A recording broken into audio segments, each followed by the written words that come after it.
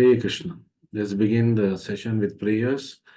Namo Vishnupadaya Krishna Preshtaya Bhutale Srimate Bhakti Vedanta Swamin iti namine Namaste Saraswate Deve Gauravani Pracharine Nirvishesha Shunyavadi Paschatya Deshatarine Jai Shri Krishna Chaitanya Prabhu Nityananda Shri Advaita Gadadhara Srivasadi Gaurabhakta Vrinda Hare Krishna, Krishna Krishna, Hare Hare, Hare Rama, Rama Ram, Hare Hare.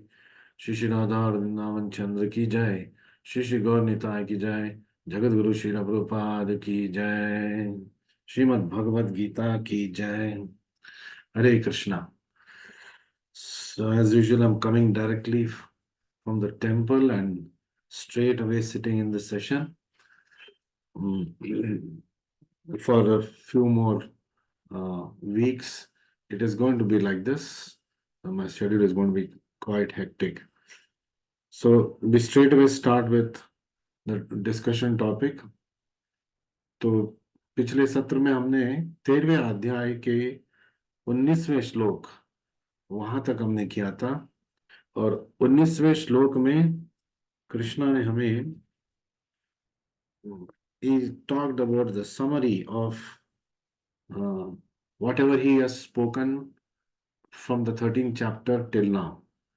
तो 13वें अध्याय के पहले श्लोक से 19वें श्लोक तक या 18वें श्लोक तक जो कृष्णा ने समझाया था, उसका एक अवलोकन, किरु परिचय, या फिर जैसे कृष्णा बोलते समासतः, तो संक्षिप्त में कृष्ण ने एक श्लोक में सब कुछ बताया. He talked about what must we do to achieve real knowledge. तो हमें परम ज्ञान प्राप्त करने के लिए हमें क्या करना चाहिए. पहले तो उन्होंने बताया कि परम ज्ञान क्या है, और फिर वो बताते हैं कि परम ज्ञान पाने के लिए हमें क्या करना है. So Krishna is talking of the theory and the practical. तो कृष्णा हमें जो उपन्यास दे रहे हैं, उसके साथ साथ वो प्रयोग भी बता रहे हैं, प्रयोजन भी बता रहे हैं, और उसके साथ उसको, उस प्रयोजन को पाने का एक रास्ता भी वो बता रहे हैं कि कैसे हम उस प्रयोजन को पा सकते हैं. So he ended up telling in 19th chapter, इति क्षेत्रम तथा ज्ञानम. तो अर्जुन, आपने मुझसे प्रश्न पूछा था, क्षेत्र ज्ञान, क्षेत्रज्ञ, फिर the goal of knowledge. You ask me questions about these things. ज्ञेयम चोक्तम समासतः.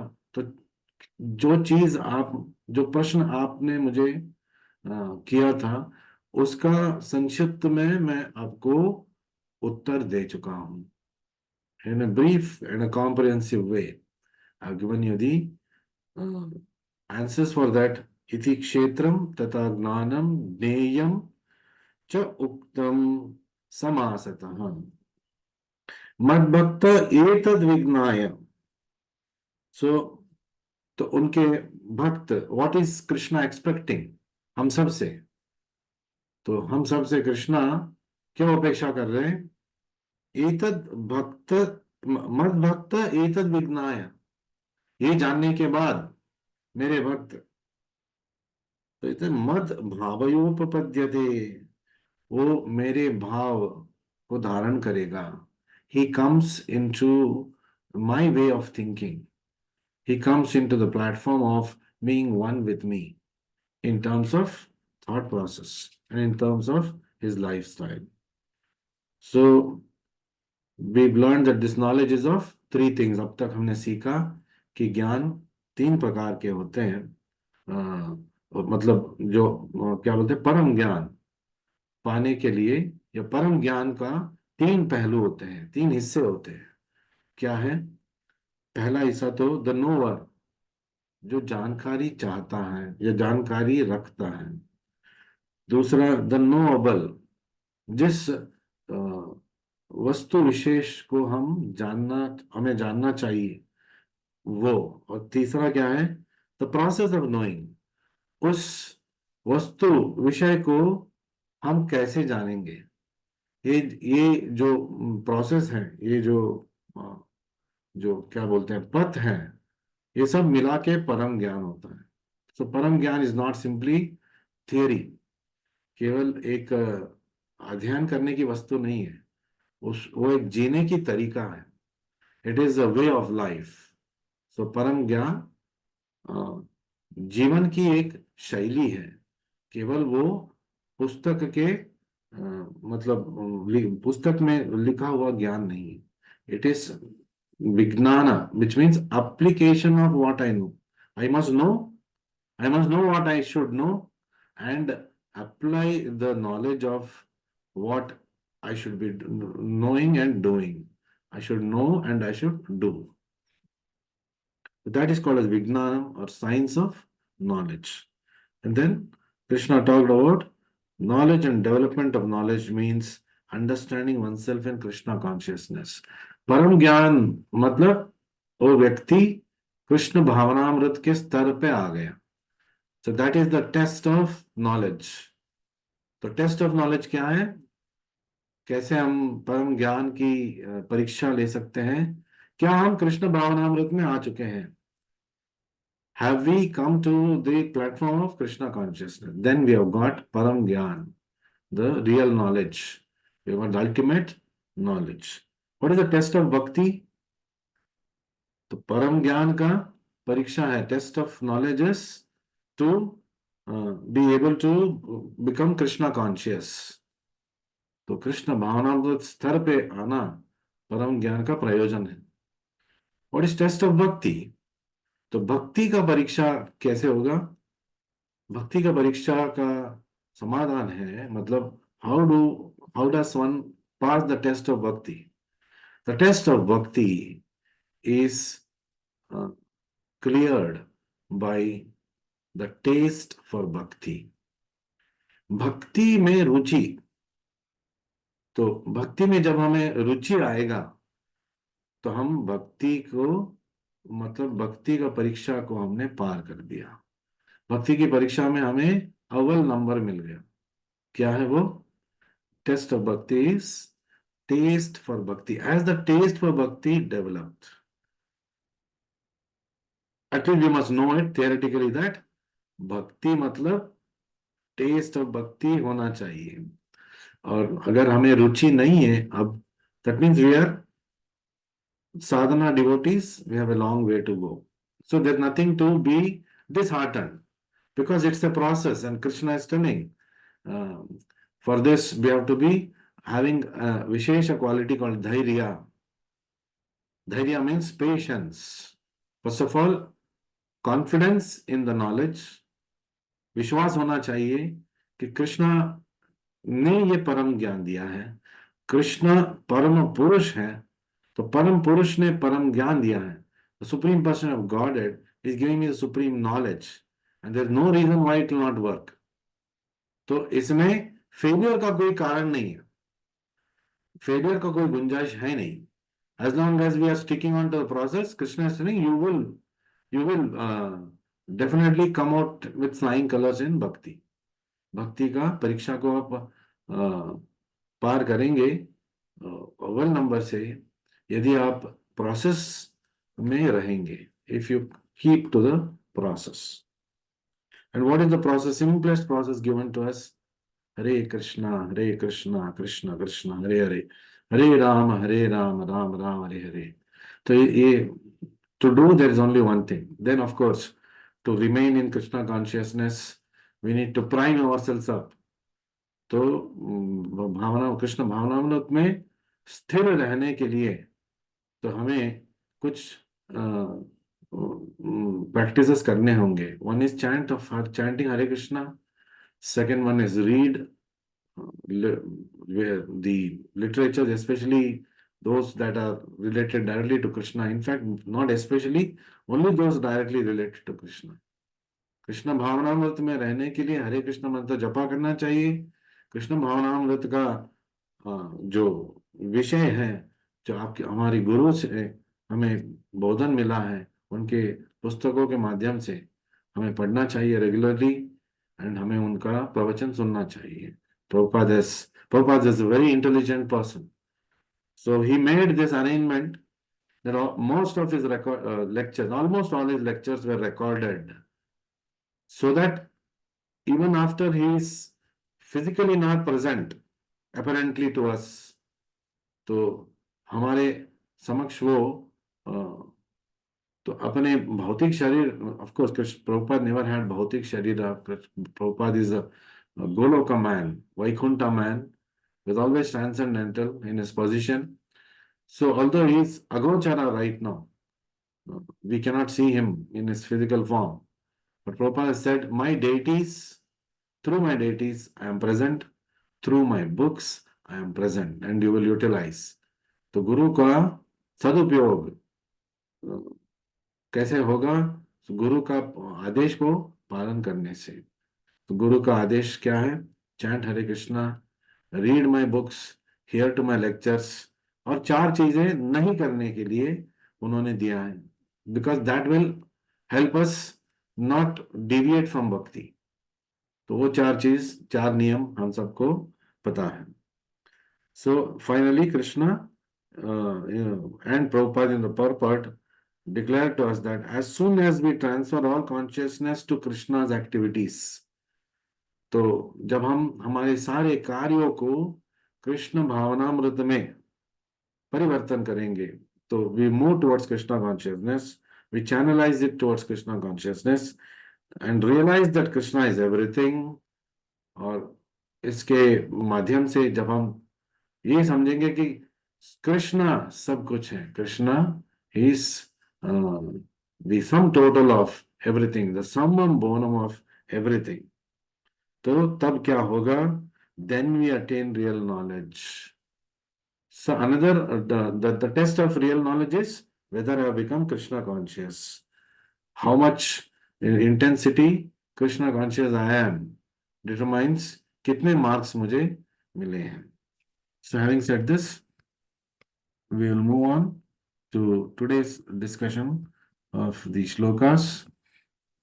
We start with shloka number 20 and onwards. 19 we finished. So Krishna continues, Prakritim Purusham Chaiva Vidyanadi Ubhavapi Vikaramscha Gunamshaiva Vidhi Prakriti Sambhavan. So very interesting. Krishna is telling here, material nature and living entities should be understood to be beginningless. तो कृष्णा बोल रहे प्रकृति और पुरुषा अनादि उभवपि, मतलब उनका date of birth नहीं है। मतलब ये हम बोल नहीं सकते कि कब से ये अस्तित्व में है। तो हम आध्यात्मिक जगत की बात ही नहीं कर रहे, हम भौतिक जगत की बात कर रहे हैं। प्रकृतिम पुरुषम च एवा, but we have all learned that everything will be destroyed, so it will be unmanifested, manifested, unmanifested, but it always exists. Material nature may not exist in the form that we know right now, but the elements will surely continue to exist. So prakritim purusham chaiva vidhi anadi ubhav api. Anadi, adi, previous, anadi, not known. There's no source, we can say, or we cannot point out from where it has come or from when it has come, to be more specific. Then their transformations and modes of matter are products of material nature. लेकिन उनका जो प्रवृत्ति या विकृति हो रहा है, तो जो विकार, आकार विकार हो रहा है, कैसे हो रहा है? विकारांश गुणांश विद्धि प्रकृति संभवान। तो that means to say that ये भौतिक जगत का एक विशेष गुण है।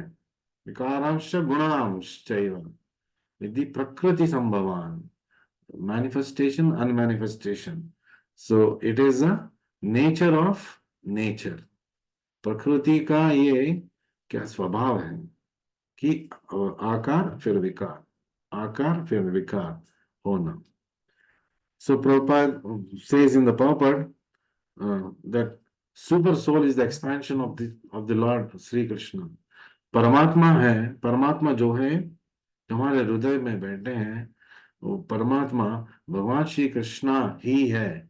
भगवान श्री कृष्णा का प्रकाश है, एक्सपेंशन है. It is the personal expansion of the Lord and is sitting in everybody's heart.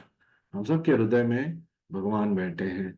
So Prabhupada is telling us in this Prabhupada.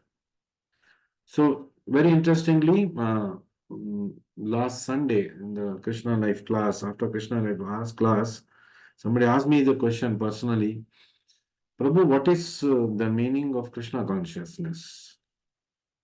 मतलब आपको एक सेंटेंस में बोलना है कृष्णा कॉन्शियसनेस क्या है. मैं प्रैक्टिकली उसको अगर समझना चाहता हूं तो कैसे समझूं, कैसे मैं समझूं कि मैं कृष्ण भावनामृत में हूं. How do I know that I am in Krishna consciousness or somebody is in Krishna consciousness? So the answer is very simple. One who is in Krishna consciousness lives for Krishna, he lives through Krishna, and he lives in Krishna. So what is the uh, parabhasha क्या है? What is the measure of Krishna consciousness? One is live for Krishna. Krishna के लिए ही सब कुछ, हमारा जीवन और हमारा सब कुछ, सारे कार्य कृष्णा के लिए होगा. तब हम पूर्ण तरीके से कृष्ण भावनामृत में हैं. फिर लिव थ्रू कृष्णा.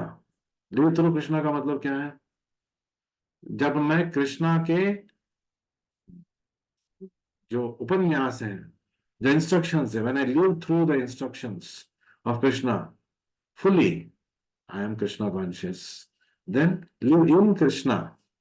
तो हमेशा कृष्णा के बारे में सोचते रहना, कृष्णा के ध्यान करते रहना. To always keep thinking of Krishna, never forget Krishna. This is the way we can say that this constitutes Krishna consciousness. Live for Krishna, live through Krishna, live in Krishna. So if I'm doing this, that means I am fully Krishna conscious. Of course, we are all practicing devotees. मतलब इसका मतलब क्या है? What is the meaning of this? That means we are not up to the mark, but at least we are off the mark. हमने अभी प्रयोजन पूरा पाया नहीं है, एंड गोल रिजल्ट हमने अचीव नहीं किया, लेकिन हमने हमारी हमारी जो पथ है उसका शुरुआत कर दिया है. We have started our journey in Krishna consciousness. So let's move ahead. Hare Krishna, Hare Krishna, Krishna Krishna, Hare Ram, Ram Ram, Hare Hare, Hare Krishna, Hare Krishna, Hare Ram, Hare. Okay, Prabhupada is telling, by this knowledge, the body and the field of activities and the nodes of body, they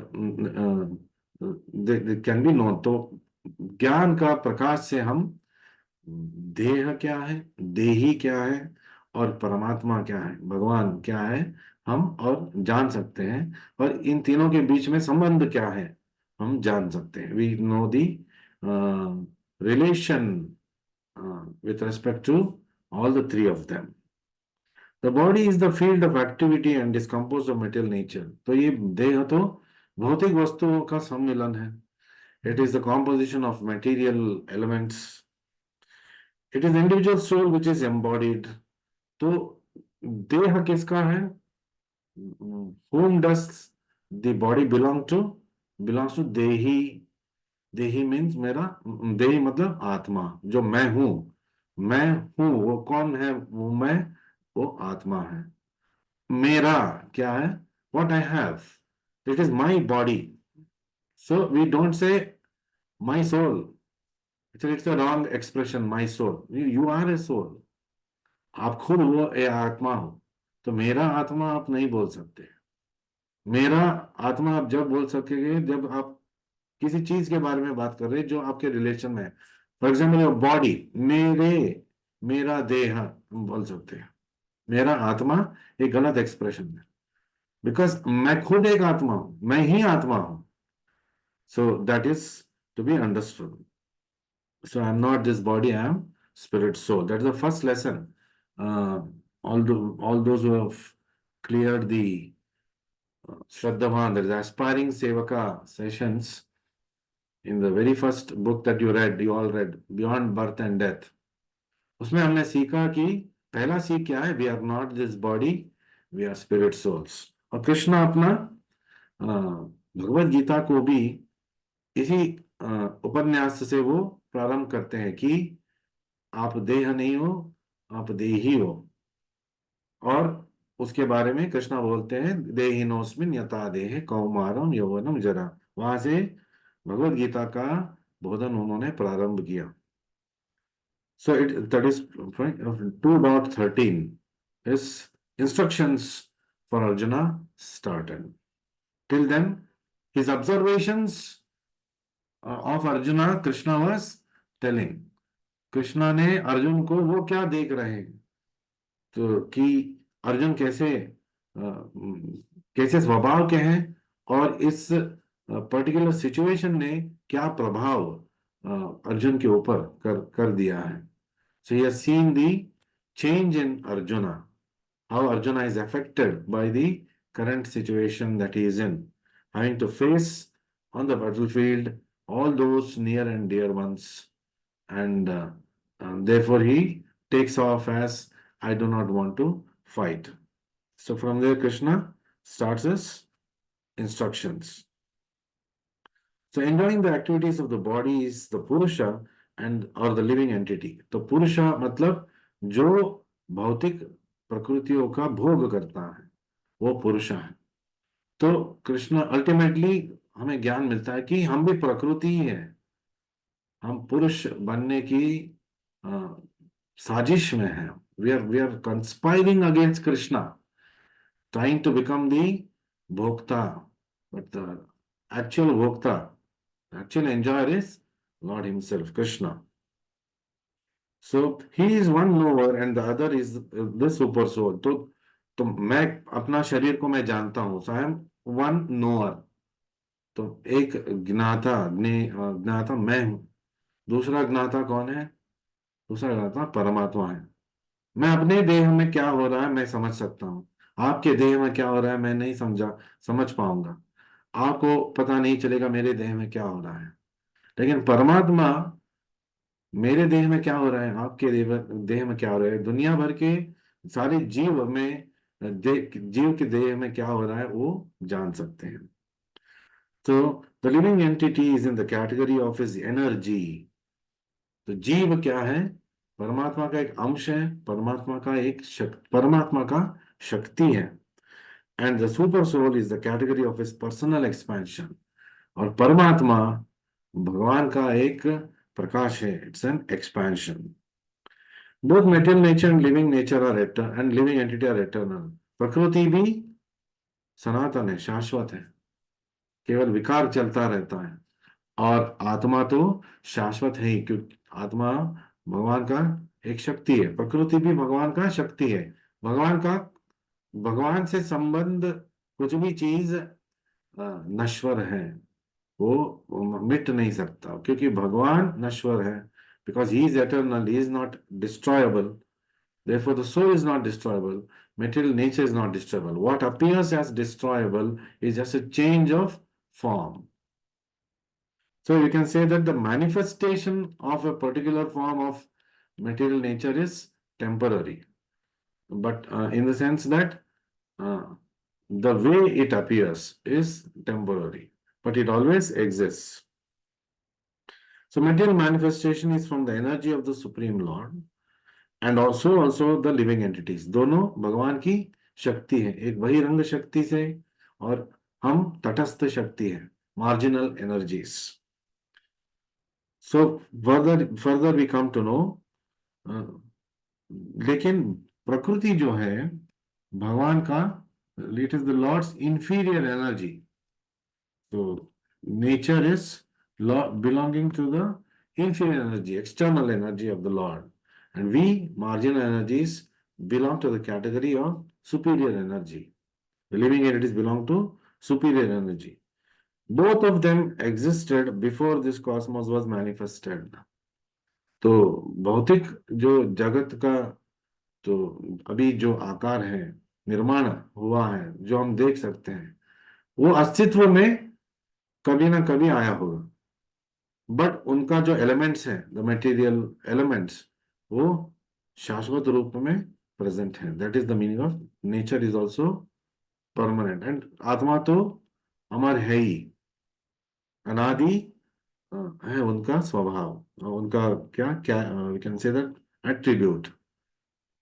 Material nature was absorbed in the supreme personality of Godhead, Mahavishnu, when it was required. तो जब सृष्टि का जो कार्य संपन्न हो जाता है, तो प्रलय के रूप में विनाश आता है, where the material nature goes into a dormancy, और वो भगवान विष्णु के शरीर में absorb हो जाता है। Then when it is required, it manifests again. So you see how uh, everything about the world we see, about how it came, the world, everything is actually explained in Bhagavad Gita. That's why it is a book of complete knowledge. Prabhupada जी पहले अध्याय में बोलते हैं the the specific standard of Bhagavad Gita. Bhagavad Gita का एक स्तर है, एक you can say the position है. What is the position? जो ज्ञान आपको हर जगह मिलेगा, तो कुछ जगह में कुछ ज्ञान मिलेगा, दूसरी जगह में दूसरा ज्ञान मिलेगा, लेकिन हर जगह में आपको पूरा ज्ञान नहीं मिलेगा। लेकिन भगवत गीता उन सारे ज्ञानों का सम्मिलन है। सो it is encompassment of all the knowledge of whatever exists in existence right now. तो जो ज्ञान बोल सकते हैं, to stay in a very crude way, दुनिया भर का ज्ञान भगवत गीता में है। और उसका स्टैंडर्ड क्या है? और जो ज्ञान दुनिया भर में भर ढूंढने से भी नहीं मिलेगा, वो भी ज्ञान भगवत गीता में है। So that knowledge, that is the worldly knowledge, that is floating through the world, that everyone has, is there in Bhagavad Gita. And in Bhagavad Gita there is that knowledge which many others may not have at all. जो बाहरी दुनिया में हमें नहीं मिलेगा, वो ज्ञान भी हमें भगवत गीता से मिलेगा। That is the supremacy of Bhagavad Gita. So living entity is originally spiritual part and parcel of the Supreme Lord. Mamaivamsha jiva loke jiva bhuta sanatanaha. ममैव अंश जीव लोके, ये लोक में जो जीव है, तो जो अस्तित्व में है जीव, वो मम एव अंश, मेरा अंश है। भगवान श्री कृष्ण ये हमें सिखा चुके हैं पहले।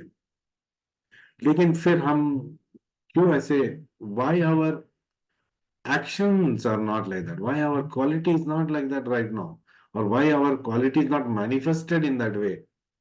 The answer for that is the living entity is originally the spiritual part and parcel of the Supreme Lord, but due to his rebellious nature, he is conditioned within material nature.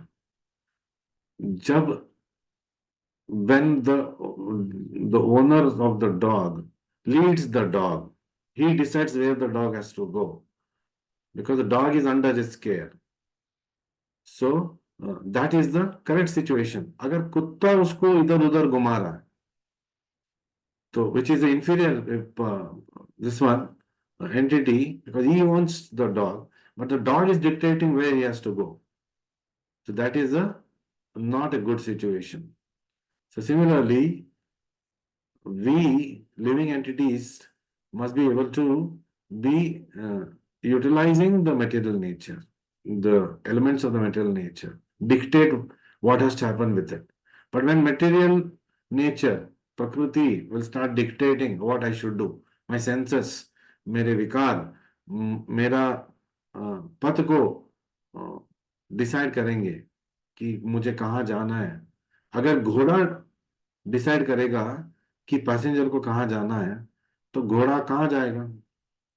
घोड़ा वही जाएगा जहां पे घास मिलेगा उसको, है ना? It is not the place where the passenger wants to go. तो what has the passenger to do? Passenger must use that harness.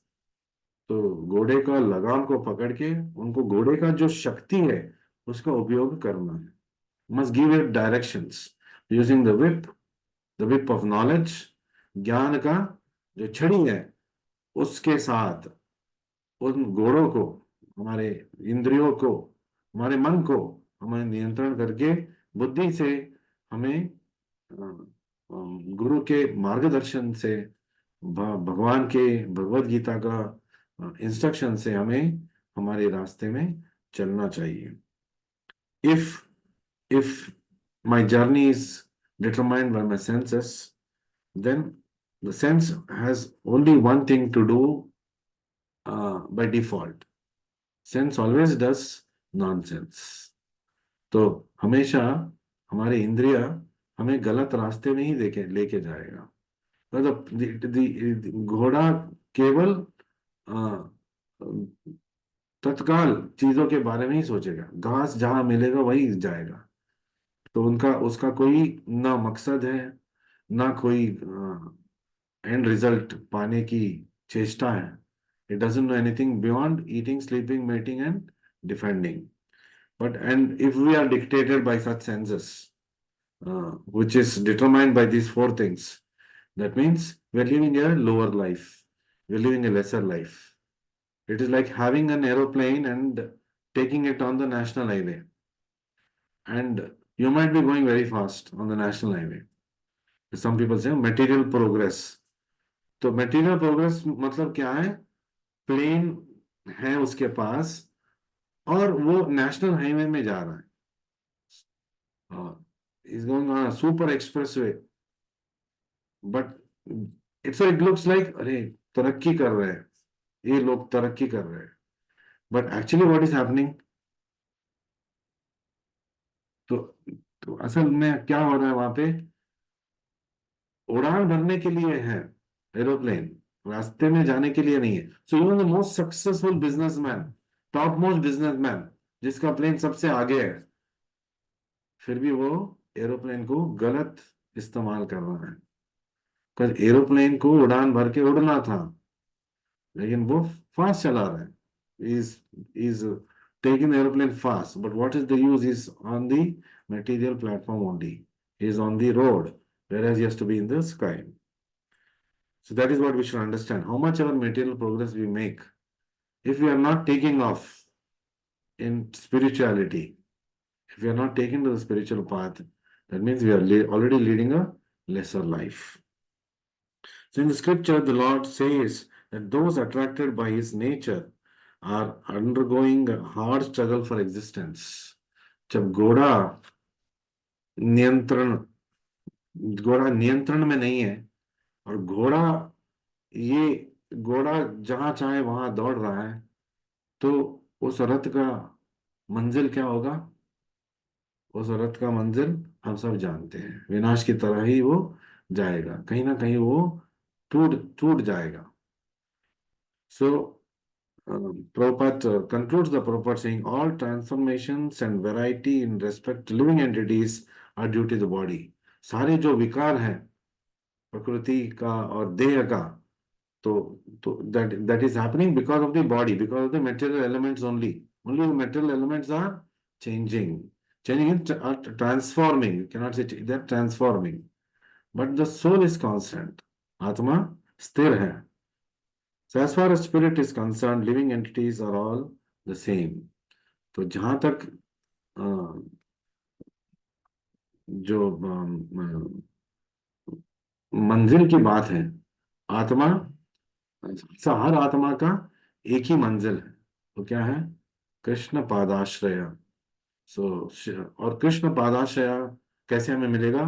शिला प्रभुपाद के पादाश्रय से। So that is why we have this program for you all. Srila Prabhupada आश्रय, गुरु के आश्रय में जाने से भगवान के आश्रय में चलेगा। If I enter the house and I enter the hall of the house, that means I enter the house.